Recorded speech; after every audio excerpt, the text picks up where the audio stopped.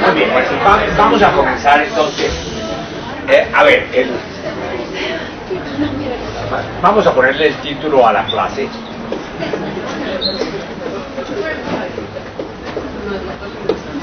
Sería algo así.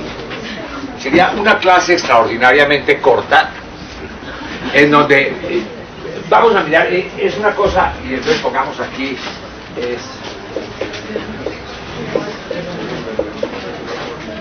digamos, como algo relativamente feo, digamos, no es una cosa así que sea muy apasionante para lo que ustedes están estudiando. La idea fundamental de esto, entonces, es la siguiente, ¿no? Vamos a suponer que nosotros tenemos una neurona acá,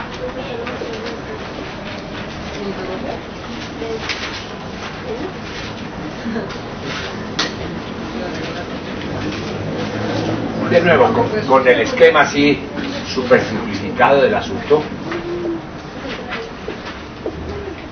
Bien, y la idea básica es esta.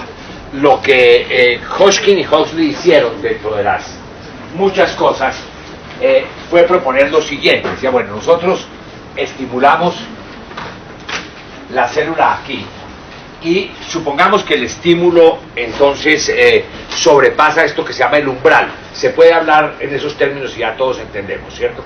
O sea, el estímulo mínimo que se necesita, o la despolarización mínima más bien, que se necesita a través de la membrana para que la señal viaje a lo largo del axón. Entonces, aquí hay un par de cosas para mirar. Una es suponer entonces que el axón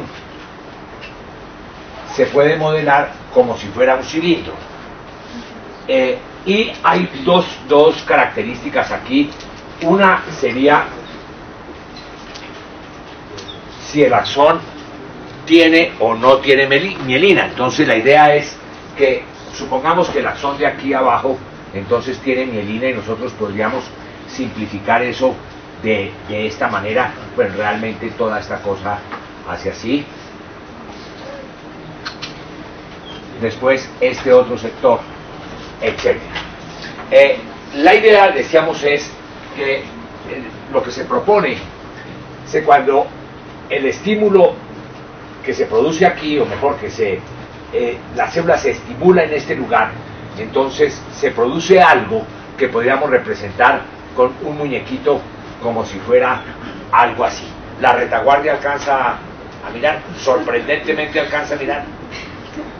Bueno, vamos a suponer que sí. Entonces la idea es que en este sector de acá lo que ocurre, decíamos, es que entra sodio aquí y el ingreso de sodio es el que produce la despolarización. No necesariamente el potasio empieza a salir cuando la célula está despolarizada aquí, no necesariamente así, sino aquí entonces el potasio empieza a salir. De tal manera que lo que nosotros tenemos es la entrada de sodio, la salida de potasio, sale más potasio del sodio que entró y por eso se produce esta cosita aquí. ¿Hasta ahí está bien? Bueno, entonces decíamos que esto es la despolarización, la repolarización y esto de aquí, la hiperpolarización. Aquí quiero hacer un pequeño paréntesis porque algunos de ustedes me han abordado para mencionar algo referente a los miocitos. Eso es otra cosa que es bien diferente. O sea, vamos a mirar, de nuevo voy a suponer que la retaguardia alcanza a mirar lo que hay aquí. Este es un caso, o el caso más bien, que ocurre en las fibras musculares, en el músculo cardíaco. Y ese es un problema tremendamente complicado, porque todo es complicado, pero todo es caro y todo es difícil. O sea, nada es fácil y nada es barato, todo. Bueno, incluso las monas, después dentro de una semana entonces ya estamos en condiciones de empezar a cambiar monas. Por cada mona entonces es una décima, eso hay que identificar. Ya miraremos, el escudo puede valer 2 décimas. Entonces la idea es este pedacito de acá, este sector de acá, que no se presenta sino en las fibras musculares cardíacas, ha sido motivo de estudio muy cuidadosos. O sea, ¿qué es lo que ocurre ahí? ¿Por qué en las otras células no se produce esta meseta que hay acá? Y eso se atribuye al calcio. Bueno, eso es tremendamente complicado también, no se sabe exactamente qué es lo que pasa. Pero quise hacer un pequeño paréntesis acá, porque noté cuando algunos de ustedes me abordaron a hacerme preguntas, ¿sí?, en que, o afirmaron esto, que en la fibra muscular cardíaca no se daba la presencia de las bombas de sodio y de potasio. Y yo preguntaba, ¿por qué? Yo devolvía la pregunta, ¿qué te lleva a afirmar eso? Me decía que en la fibra muscular cardíaca no hay hiperpolarización. No, eso no tiene nada que ver. Por esa razón hice un alto aquí, porque parece ser que en la rúbrica tuvieron un poco de dificultades con eso, o no. Bueno, supongamos que sí tuvieron. Supongamos.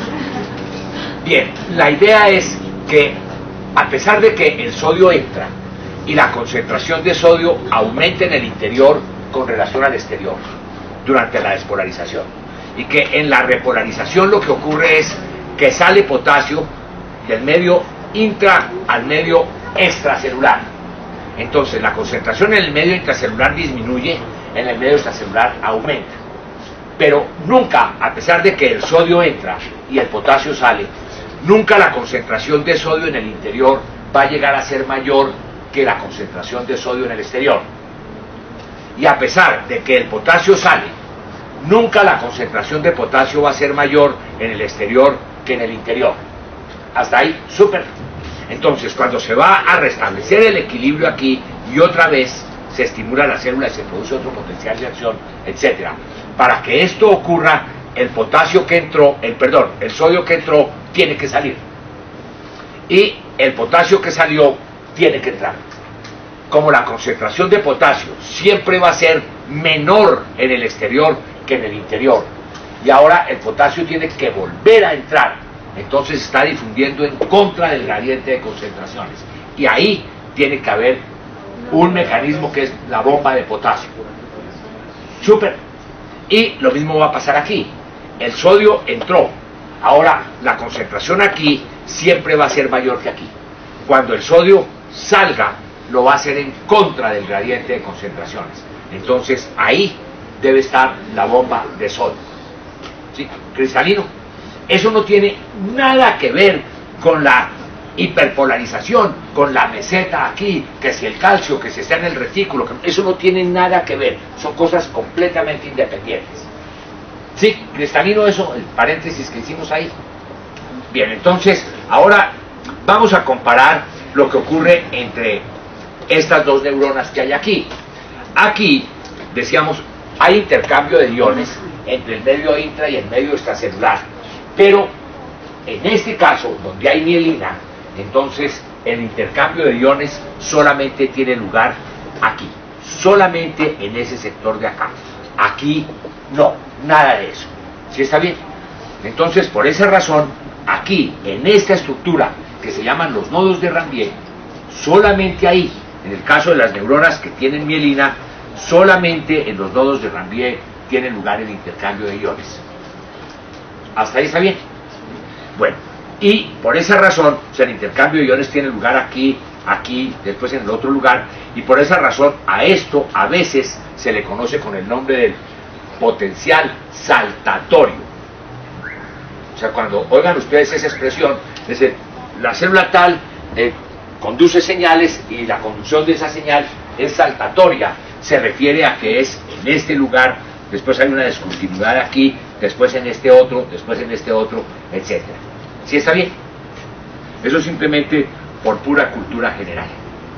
Bueno, lo que Hodgkin y Huxley hicieron fue proponer que la conducción del impulso nervioso a lo largo del axón se puede modelar de la misma manera en que se modela la conducción de señales eléctricas en un cable cualquiera, en un cable como estos de acá. ¿Sí está bien? Este cable de aquí tiene un conductor por dentro y tiene este caucho que es un aislante. El contraste que hay entre este cable y ese que hay allí, ¿sí?, son dos cosas. En la primera, tenemos el primer axón y sería este cable, pero sin el caucho. ¿Sí está bien? O sea, con esto que se suele hacer, de morder así y pelar el cable. ¿Sí está bien? Y el segundo, el de la parte de abajo, sería esto, y que nosotros cortáramos pedacitos aquí y dejáramos sectores del cable pelados, expuestos al medio ambiente. ¿Cristalino? Eso.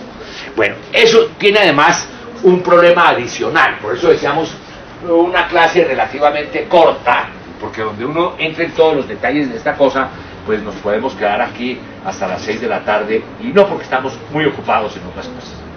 Bueno, entonces, la idea es que uno de los problemas que hay con esto, al hacer el análogo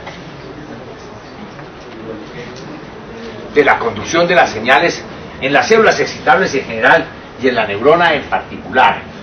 Ustedes recuerdan, en los circuitos eléctricos, una de las razones que motivó el que ustedes estudiaran medicina era esta cosa de aquí. ¿Te acuerdas de eso? Mal eso, ¿cierto? En fin, esto no es otra cosa que lo siguiente.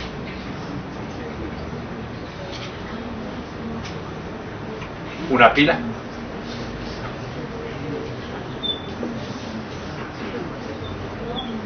un bombillo, esto. ¿Sí está bien? Entonces hay una pila aquí, donde este es el polo positivo. Los constructores de las pilas saben que uno no entiende nada de eso, entonces le ponen más y menos aquí. Y le dibujan cómo debe poner la pila. ¿Sí está bien? Bueno, uno a veces en los pecadillos individuales dice, ¿qué pasará si la pongo al revés? Y la pone uno ahí y se funde el bombillo y uno se va y deja la cosa ahí. En fin, ¿no? Sí, sí está bien.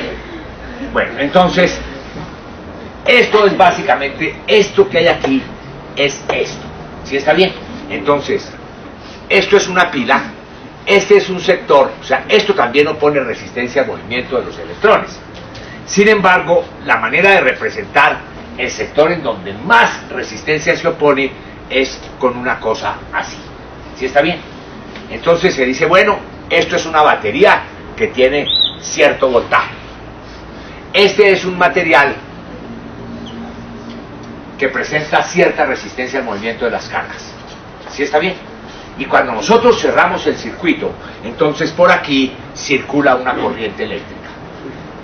No los voy a fastidiar con eso, pero la corriente eléctrica le enseñan a uno en el colegio, así, le ponen un muñequito, así, y ponen I. ¿Sí está bien? ¿De menor a mayor? Sí, del sector... ¿De menos a más? Sí, no, está muy buena tu observación, que eso es lo que quiero mencionar. Le ponen a uno esto así, ¿cierto? No, es al revés. O sea, por eso es que uno no entiende nada de la cosa, ¿sí? Porque le dicen la corriente eléctrica, entonces va así. Es la manera de representarlo. ¿Sí recuerdan aquella cosa? ¿Sí? Del sector del más al menos. Pero las cargas van en sentido contrario. Claro, muy bien, muy buena tu observación. Las cargas se están moviendo es así, porque las que se mueven, o las cargas que se mueven, son las cargas negativas, son los electrones. ¿Sí está bien? Además, esto no debería jamás ponerlo así, porque la intensidad de la corriente eléctrica es un escalar, no es un vector. Entonces, no tiene sentido ponerle dirección y sentido a la corriente. ¿Sí está bien? Entonces, con esas precisiones, por aquí decimos que circula una corriente eléctrica y se dice que esa es la intensidad de la corriente. La intensidad de la corriente es la cantidad de cargas eléctricas que pasan por unidad de tiempo. ¿Hasta ahí está bien? Bueno, y hay una relación entre el voltaje, la intensidad y la resistencia. Una relación que es bastante obvia. Entre mayor sea el voltaje, mayor debe ser la intensidad de la corriente. ¿Sí está bien? Y aquí aparece la resistencia. Uno puede mirar esto de aquí de otra forma. decir cuál es la definición de la resistencia y ponerle 3 flechitas aquí. Si es una definición, no es una fórmula. Entonces se refiere a lo siguiente: uno tiene cierto voltaje y aquí puede uno cambiar el material que uno va a poner conectado a la batería. O sea, tenemos, por ejemplo, en el tomacorriente, el enchufle que decíamos, ¿sí está bien? Entonces, ahí en el enchufle hay cierto voltaje entre el sector positivo y el sector negativo. Y ahí puede conectar uno muchos aparatos, no necesariamente simultáneamente, pero entonces puede conectar ahí uno un bombillo o la instalación. Recuerdan que en épocas de Navidad los colombianos enchufamos una cosa que se llama la instalación para iluminar las cosas. Es una instalación que ponemos ahí y la compramos nueva, se acaba la Navidad, no sé cuánto, se enrolla y al año siguiente no funciona. ¿Has notado eso? Hay que volver a repetir otra vez la cosa. Entonces uno puede conectar ahí distintos aparatos. ¿Qué intensidad de corriente va a circular por ahí? Entonces depende de la resistencia del aparato que uno conecte. Entonces, al mismo voltaje que hay, ¿sí? Si uno nota que circula más corriente, o sea, entre más corriente circule con el mismo voltaje, es porque es menor la resistencia. ¿Sí está bien? Esto, escrito de esta manera o de esta otra, el libro de Fisiología de Gayton, que es uno de los mejores libros de fisiología humana que se ha escrito, tiene una afirmación que subestima al lector, ¿sí? Porque hace lo siguiente y dice: esta relación algebraica es tan supremamente importante que el estudiante debe familiarizarse con sus 3 maneras de escribirlas. No, o sea, no es eso, pero bueno, Gayton sabe que nosotros estudiamos medicina por no ver esa cosa. Entonces, la idea es que esto de aquí, esto o cualquiera de las formas, se conoce con el nombre de la ley de Ohm. Bueno, nadie pasa en general a la historia de la humanidad por decir que el que está multiplicando pasa a dividir. Digamos, en general no, o sea, se puede dar ese caso, no es lo frecuente. Bueno, lo que quiero ilustrar es lo siguiente: realmente lo que hizo Ohm, dentro de las muchas cosas que hizo, fue proponer la resistencia de un conductor de corriente, de qué factores depende. Eso fue lo que hizo, y eso es una cosa, una relación algebraica supremamente fea. Y es por esta razón: entre más grueso sea el alambre, que más grueso sea el conductor, más cantidad de cargas eléctricas libres hay. Entonces, menor es la resistencia que se opone al movimiento de los electrones, porque hay más electrones y hay menos rozamiento. Entre mayor sea la longitud del conductor, entonces mayor va a ser la resistencia. ¿Sí está bien? Pero ocurre lo siguiente cuando uno cierra un circuito eléctrico. Por ejemplo, en el caso de un bombillo, se trata de que la resistencia del alambre que hay aquí sea extraordinariamente grande. Entonces, ¿para qué? Para que cuando la corriente esté circulando, cuando las cargas negativas se estén moviendo y lleguen aquí, ¿sí está bien?, la resistencia del conductor sea grandísima, de tal manera que el conductor se calienta y se calienta y se calienta tanto que se pone al rojo vivo. ¿Sí está bien? Entonces a eso lo llamamos un bombillo en el lenguaje común y corriente. ¿Sí está bien? Cuando Edison inventó la luz eléctrica, uno de los problemas tremendos que tenía era aquí. O sea, ¿cómo hacer para que la resistencia del material fuera extraordinariamente grande? Entonces lo que hizo fue coger alambres muy delgaditos, entonces aumentaba la resistencia. ¿Sí está bien? Y hacerlos muy largos, también para que aumentara la resistencia. Pero tan pronto cerraba el circuito eléctrico, esto se quemaba. Sí. Ayer hicimos una simulación, Sí. y cuando uno bajaba más la resistencia del bombillo alumbraba más.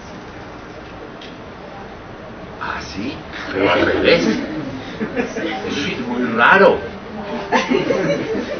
Sí. Sí.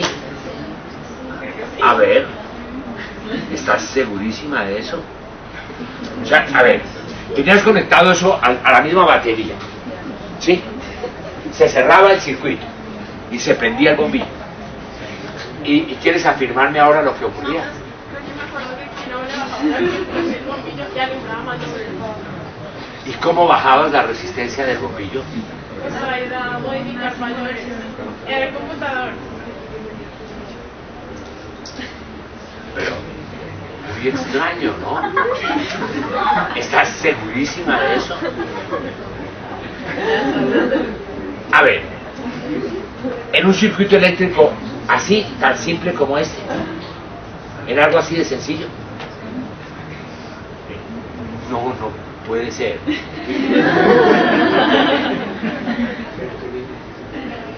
Raro.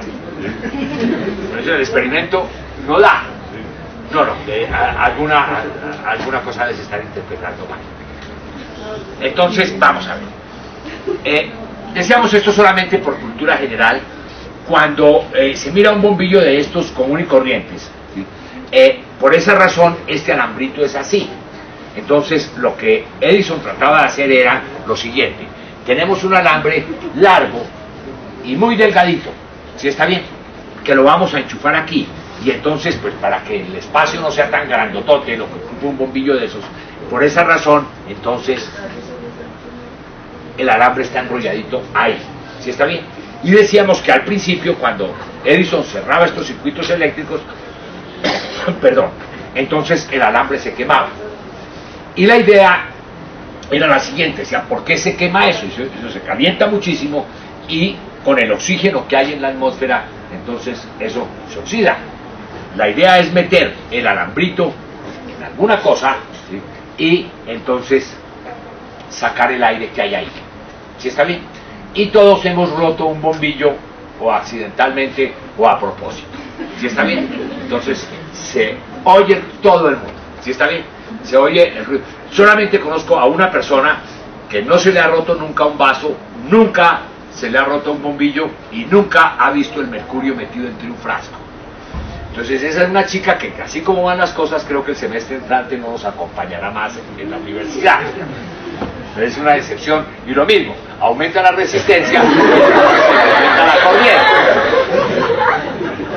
No, tú estás en el borde, ¿no? No todavía. No, es raro. Después miramos con cuidado, me dices ahorita a la salida a ver qué fue lo que ocurrió. Bien, entonces, vamos a ver. La idea es que esto, aparentemente, decíamos, y por cultura general, es una relación algebraica muy simple. Lo caricaturizamos de esa manera y decimos, no, nadie puede pasar a la historia de la humanidad por decir, ¿sí?, que entre mayor sea el voltaje que uno tiene, pues mayor debe ser la corriente, ¿sí? No, Ohm fue un poquito más allá, y uno de los problemas que tiene esto es el siguiente, uno de los muchos problemas, que cuando el alambre se calienta, entonces se dilata, ¿cierto? Se aumenta la sección transversal, pero además se aumenta la longitud. ¿Sí está bien? Y la idea es que eso no aumenta en la misma proporción. Entonces lo que va a ocurrir es que la resistencia de un material no es un número constante. O sea, nosotros no podemos decir aquí que entre mayor voltaje haya, mayor es la intensidad de la corriente. Dice uno, sí. Por lo tanto, esta es una constante de proporcionalidad. Y la respuesta es no, R no es una constante, porque la resistencia del material va a depender de muchas cosas, entre otras de la temperatura. Es muy sensible a la temperatura. Entonces, en general, cuando uno aumenta la temperatura, entonces la resistencia del alambre aumenta, en general. ¿Sí está bien? Y digo en general porque cuando uno calienta el alambre, entonces el alambre se alarga. Al alargarse, la resistencia aumenta, pero como se dilata, se aumenta la sección transversal, la resistencia disminuye, pero no lo hacen en la misma proporción. En otras palabras, la resistencia es una función de la temperatura, depende de la temperatura, pero además depende del material. Dos materiales, por ejemplo el cobre, que es muy buen conductor de corriente, y el oro, que es también muy buen conductor de corriente, uno puede tener dos alambres que sean igual de largos y que tengan la misma sección transversal. Y uno diría, por lo tanto, los dos alambres tienen la misma resistencia. La respuesta es no.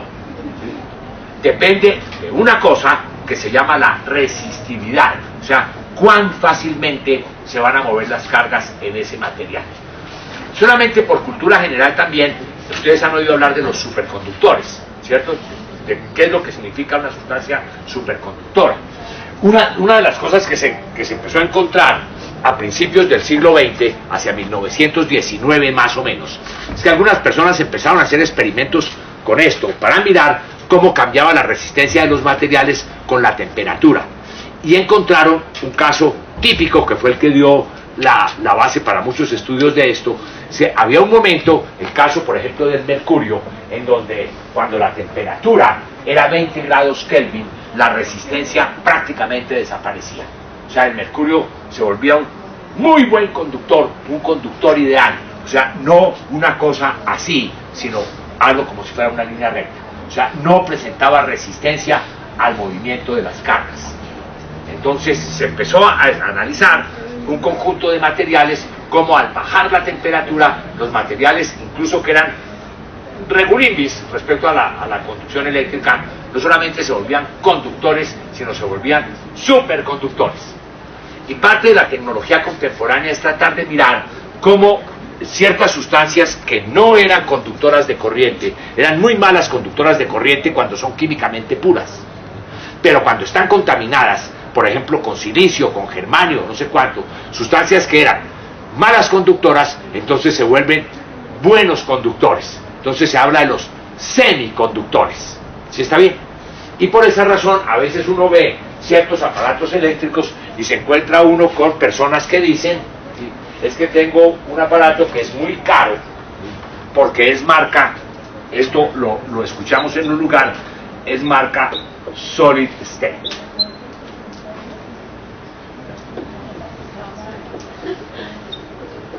No, Solid State es un área del conocimiento. Digamos, yo no me imagino a ustedes en el consultorio allí, dice: doctora, ¿qué tengo? Dice: usted está mal del fonendoscopio.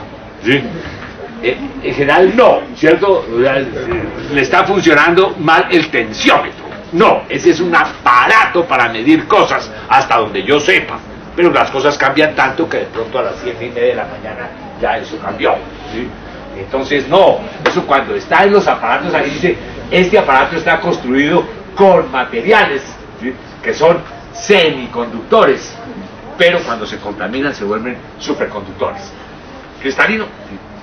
Esa es básicamente la idea de esto. De manera que Ohm lo que hizo fue encontrar una relación algebraica entre la resistencia y la temperatura. Y esa relación algebraica no es una relación algebraica sencilla, es una cosa tremendamente complicada. Entonces, porque para cada material, digamos, no existe la única ecuación matemática que le diga a uno: si usted duplica la temperatura, la resistencia se disminuye a la tercera parte, cosas así. No existe eso. O sea, existen aproximaciones, pero eso es una cosa supremamente complicada de analizar. Entonces, hasta ahí estamos. Bueno.